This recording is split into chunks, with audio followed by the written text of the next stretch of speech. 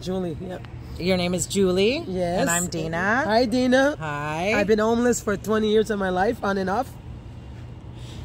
Okay, and what happened? Like you. Well, I was on the street in 2001. I was pregnant with my second child. Okay. And yeah, the abuse started there, and it's been continuing on for so many years. Yeah.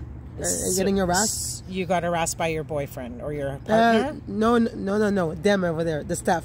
The staff at the shelter. Yeah. Okay, which shelter? Shepherds of Good Hope. Exactly. Okay. Sorry, I wanted to say Shepherd of Good okay. Hope. And yeah, it's been going on for years and years. The same abuse. They always throw me out. Winter time. Well, any season, really, but especially winter time. And they put their power trip on me all the time. They control me. Can you tell me a little bit more about what it's like to live there? Like what oh my God! It's a nightmare. Yeah, there's so much. I don't know how to say that. You could say it in French. Do you speak? Is it because you speak French? No, it's okay. Okay. I'll continue in English. Okay. But yeah, I am French. It's okay. But I'll work on my English. Okay. Yeah. So yeah, it's a really tough place to live. Yes, there's a lot of violence in there. There's a lot of people doing drugs. Yeah, and people getting abused in there. And do you share rooms with people? Yes, we do. Yes, we do. And it's really dirty. It's really dirty. Okay. The place is really disgusting and dirty. And the Eugene in there, it's unbelievable. And so what is it because you try to advocate for yourself that you're having trouble with them, or what? How does the trouble start? Well, it's always, my God, how the trouble starts every time when I want my way, you know? Okay, yeah. Okay, all the time, you know, and they think I'm always controlling of them. And yeah, so they, they know I'm a strong girl. Yeah. But they don't like my strength in there, eh? Okay? So they always pick on me. What kind of, can you give me an example of a time that you guys... Of course I can give you an example. Well, like one day I was only asking, my God, just to go take a shower, you know. So okay. they said, Julie, wait. Well, I said, no, I want to go now because I'm sweaty, you know. Yeah. And so I started arguing with them, and they throw me out. So every time I say something, well, they're always against me. Okay. And why did they give you a reason why you had to wait to take a shower? Like why? It was about oh my God, what was that time was for? Oh yeah, it was about they were cleaning up the shower. Okay. So I had to wait, but I was in a hurry to go back out. Okay. I said, guys, can you just let me in? No, Julie, you have to wait. So it's always things like this. They start on me. They always fight for crazy things. Yeah, you know? yeah. And after a while, well, it got really, really, really serious, you know. They were accusing me of more things, you know. But now, this time here, yep. they're accusing me of trafficking people. Oh. When I don't traffic nobody, I got no criminal record, and yeah, they're on my case right now for that. And what are you doing? I think you said you were going to bring a lawsuit. Exactly. There's a lawsuit coming on them and legal aid and. Because they're accusing you of doing something you're not doing. Exactly. Something illegal. Exactly. Okay. Exactly. And I got so much support around me, and I'll continue fighting. Good. So, till the end. Okay.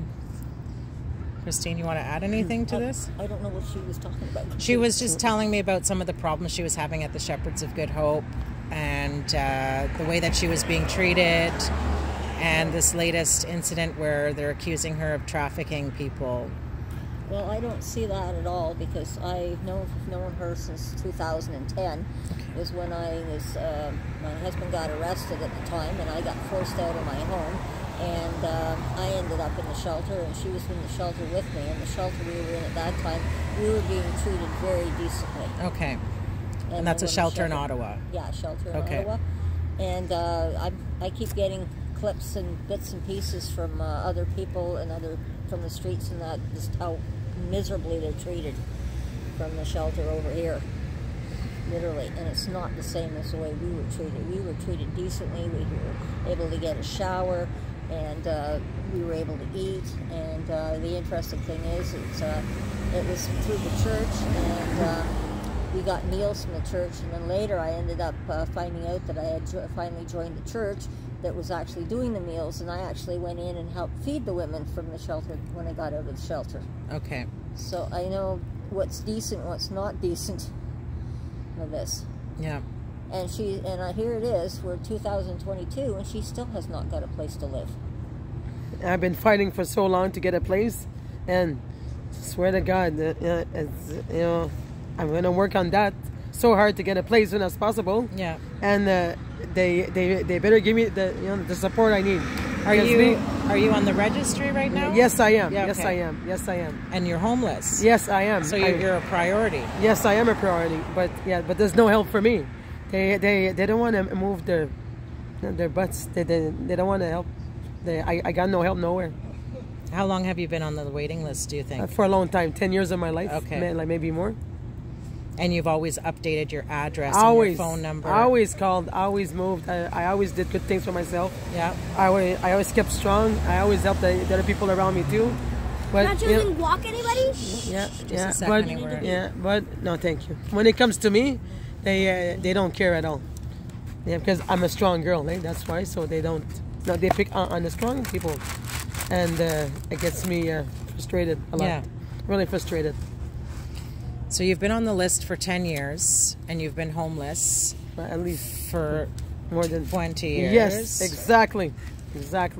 And so homeless. So on the priority list for the last 10 years, yet you haven't. Have you been offered anything? Ever? No, not at all. Not at all. No, they wouldn't care. No. This is the situation people are finding themselves here in Ottawa.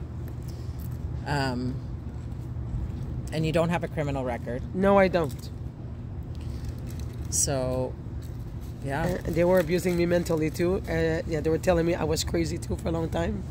The people at the Shepherds? Yes. Okay. Yeah. And they called the cops so many times, and they tried to arrest me. They tried to put me in a mental hospital. That too about 5-6 years ago. And there's more to it too. So Yeah. I've been through a lot. So that's my story. Wow. No, thank you, sweetie. And there's more to it too. I can talk about. Yeah, if you want to share, then you should share. And I've been helping people down the street so long. I was always giving, stuff to the homeless all the time. Giving them clothes, helping them out. Giving cigarettes to them, helping them. With me in return, they don't care. And I can verify that as well, because I run into you all on the street all the time. But you do try to help out the other people on the street too. One thing I noticed is that the people who are the most giving are the people who have nothing to give or very little to give, right? You guys... Well, even when I smashed up my face, I mean, it was a homeless person that did try to help me, but you don't put a dirty T-shirt on a wound. That's right. I mean, she meant well, but it was not the right thing Yeah, to do. that's right. God, no. But I mean, everybody else was walking by except for this couple. When like I said, as you saw my face, I was really smashed up. Yeah, you were. Good. Yeah, you were. And I mean, you saw me walking, and you're looking at what happened to me. Well, yeah, I was surprised too. I was really surprised. I was heard about that too. Yeah. But it's kind of pretty bad when everybody else walks by you and you're flat in your face, and a homeless person comes up and tries to help you. How do people that are not homeless treat you, aside from... my God. Well, some of them bully me, and some of them appreciate me the way I am. Okay. So it's half enough. I find that... These people are like the people that bully. Yeah, maybe. I find that, and I don't know if this is the case, but I feel like people don't take the time to talk to people who are homeless, and I don't know if it's because they worry that the problem would be too big that they couldn't fix, but I don't think homeless people want to be fixed. I think they just want to be treated like human beings and just, spoken to like a human being. Exactly.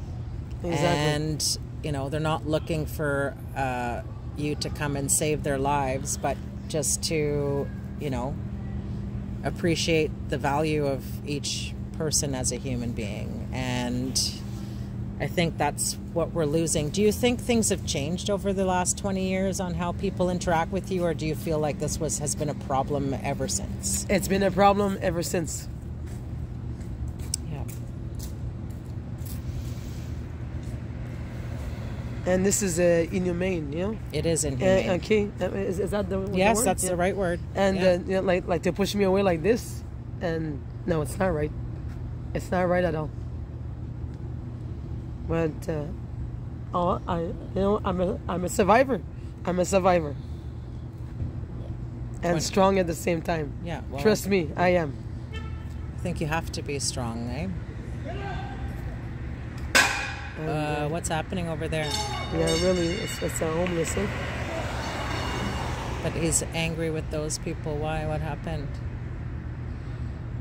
I don't know. He just hit the post with a Well, metal post. I know, but somebody over there said something to him. Yeah, provoking him. Yeah.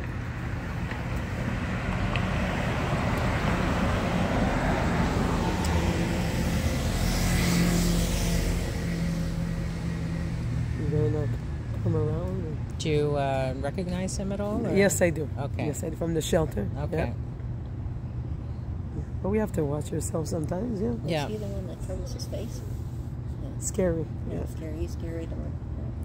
He's scary. What do you mean? Like his He walks behavior? around, with a mask, full mask over his face. I saw him earlier today, walking around. He's just like he's kind of creepy. You don't know what to expect. Like, okay, you know, you feel like you want to go to the opposite side of the street. You know, you just don't know what to expect from these people, because they'll be quiet one minute and all of a sudden they just burst open. You don't know what to expect. Yeah, they're mental problem. Yeah. Do you think that shelters should be segregated between women and men? Do you think that would help? What does that mean? Segregated. Like we were in an old women's shelter. Yeah. Do you think it should be for, shelters for women only? Or Yeah. Oh, geez, I can. Well, I'm half and half with it. I'm half and half. You know, I like guys around me. I like girls around me. So, okay, I would agree both. Okay. Yeah. My opinion. No, that's good. I'm trying to learn a little bit more about what makes it more dangerous when you're at the shelter at the Shepherds of Good Hope. Like, what is? It's not the clients. It's the staff. It's the security guard harassing us all the time. Okay. And fighting and being violent with me and yeah. And you see it with other clients? Yes, as well? yes, I do. But yes, I do. One of the things that I see, and I think you might agree with me, is because the ones that are really heavily on drugs, they need to be the ones segregated from the other ones that are not on drugs. Exactly. Right. And then what I'm seeing, like, remember when you and I were driving by, I mentioned it the other night, 2 older women? Yes. There's a lot of older women, like myself, Yes. marriages breaking up, that should be able to get a home, that cannot get a home. Yes. They need to be segregated, in a sense. So that the ones that really need to, who are on drugs, that have It's to different be babies, needs. with Yeah. different needs. Yes. We have to have some kind of a system. And Exactly. To make it safer for the people who don't have those addiction. Like, why should that woman, we see her every day sitting here in the bus shelter because she's too scared to go over the Shepherds? You're right. Yeah, I'm not scared. I mean, it's pretty bad when people think the only kind of protection they're going to get is from the bus shelter. Yeah. It's sad, yeah, it is. But me, I don't show fear to them. Mm-hmm. But I'm a fighter there. Yeah. Like with my mouth. Yeah. And they're yeah, you know, they get scared sometimes. They do. You've got at least a good loud mouth. Don't say that on TV. Well, no, but I think recorded. Yeah, it's not. Yeah, it's my character. It's my more like you're assertive and you are, you know, making it. You're setting your boundaries. You're being all the very time. clear about what your boundaries yes, are. Exactly. Yeah, and women who do that are often called loudmouth, or they're called bitches, or name a name. Exactly. We get called it. Yes, we do. Personally, yes, we I can do. honestly say when I walk down the street, you always you see somebody approaching me. Hi, Mom. How's it going? You know, you call me Mom, and I rather enjoy that. Yeah, but I call everybody Mom. You know, everybody's my friend. So yeah. But I'm a friendly girl like that. I like, you know, I care for people. Mm-hmm. I do, especially homeless. I'm comfortable with them. Yeah. Really comfortable with them. Yeah, and I think it's important that everybody realizes that not everybody that's homeless does drugs or is an alcoholic or even has mental like health problems. Maybe it's just like you said, they're coming out of a really bad marriage or abusive situation, or they face some sort of trauma. And I want to say that about that. ahead. Well, yeah, of course. Yeah, I had trauma in my life too, and I had a dysfunctional family, and I've been abused all my life too. So that's part of my past. Yeah. And I think one of the other things, like since we've been dealing with more of the homeless around here, and I know myself coming out of trauma, I hadn't Me slept too. for a week.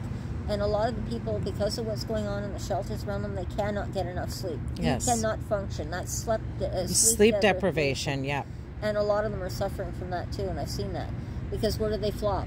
In the summer, wherever they can find a stairway, and they go get into my apartment building, anywhere they can find. Yes. They have to go in somewhere in the winter. That's right.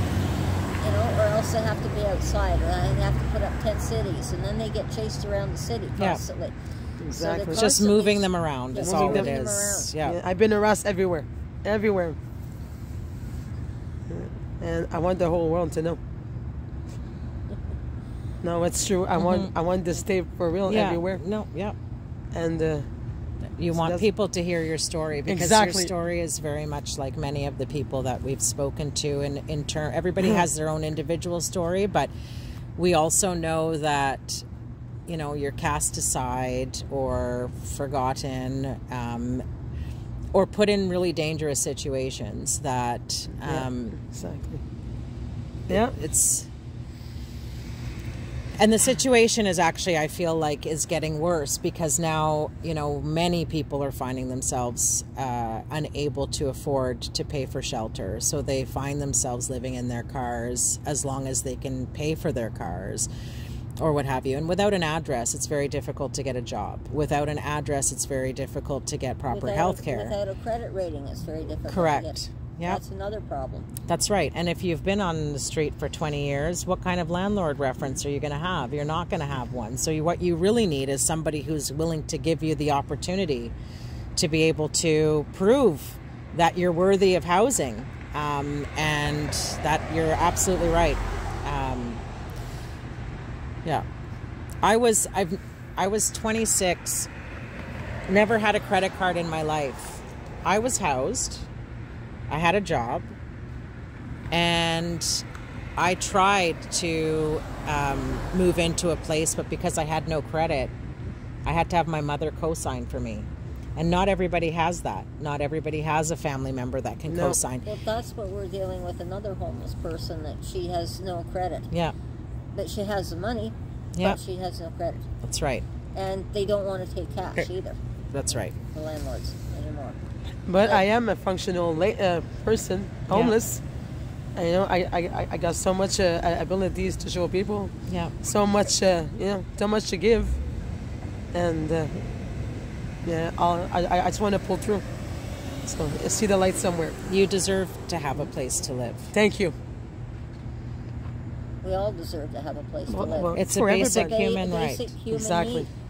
It's for everybody. I'm talking about too. Not only about me, but it's for everybody. Well, 100%. Everybody deserves a place to live. Those who are doing drugs and that, they have a place. They deserve to have a place to live too. Them too. But they have to have the babysitters, the proper people that can take care of them, make sure that they have the naloxone kits, this whole setup that they need. The opportunity to seek help for the trauma that they've experienced, or whatever brought them to the place that they are using.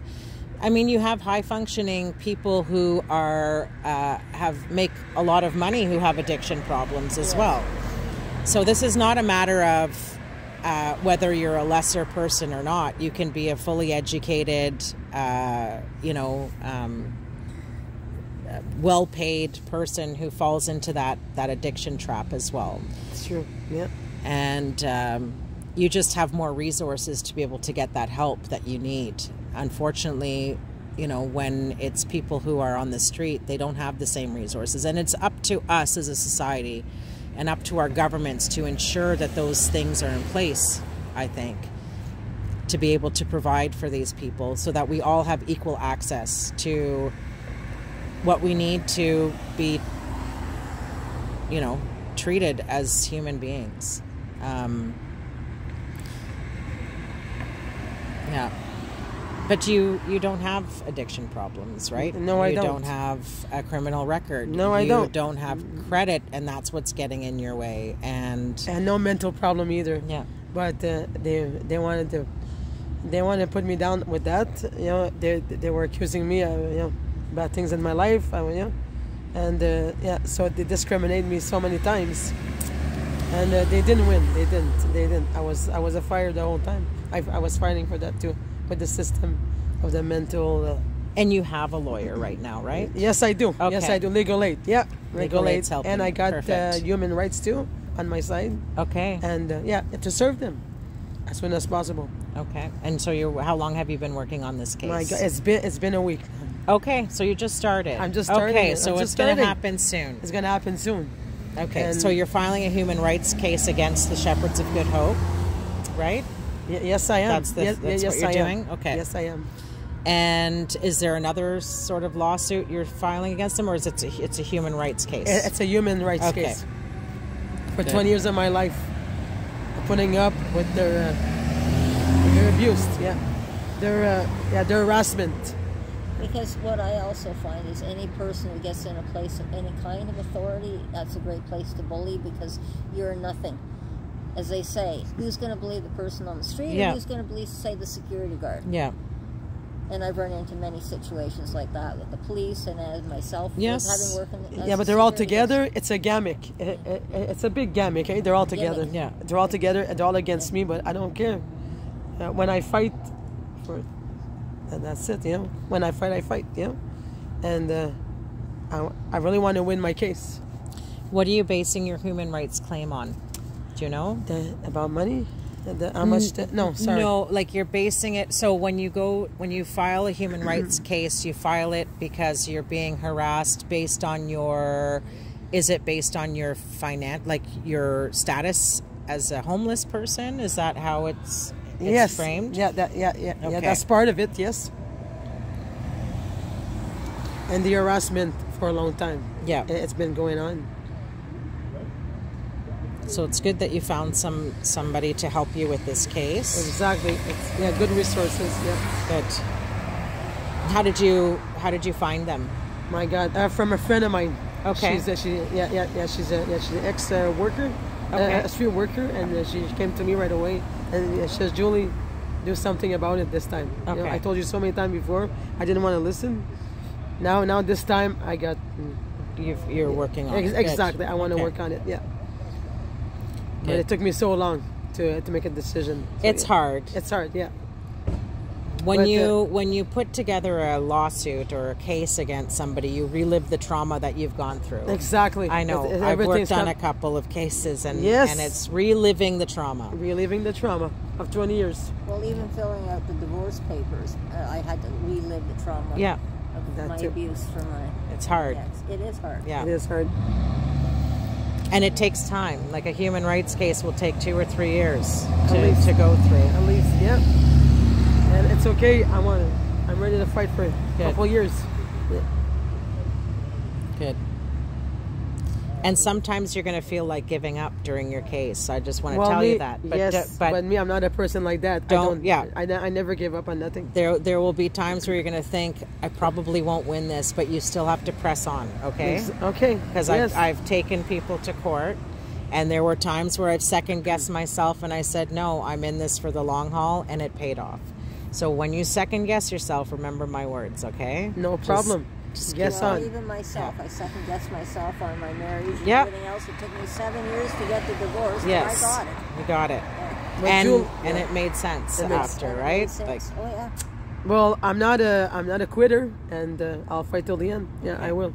Good. No matter what, if I lose or win. that's right. And see it till the end, because if you don't get what you wanted out of it, there's no real losing in the human rights tribunal. I've been through the not personally, but on behalf of clients. You will see what might have been missing or whatever, and you can keep going if that's the right answer or whatever. But if your lawyer thinks that you have a case, then you have a case, Exactly. right? Exactly. Your lawyer's not working for free. No, he's not. No, he's Right? not. No, he's not. Oh, shit. Hey, we're just in an interview right now, but Interview. yeah. For what? You guys want to keep talking? Oh, maybe we should cut the interview. Okay. off now. Maybe we should get it. We're going to come back to this. Yeah, another day.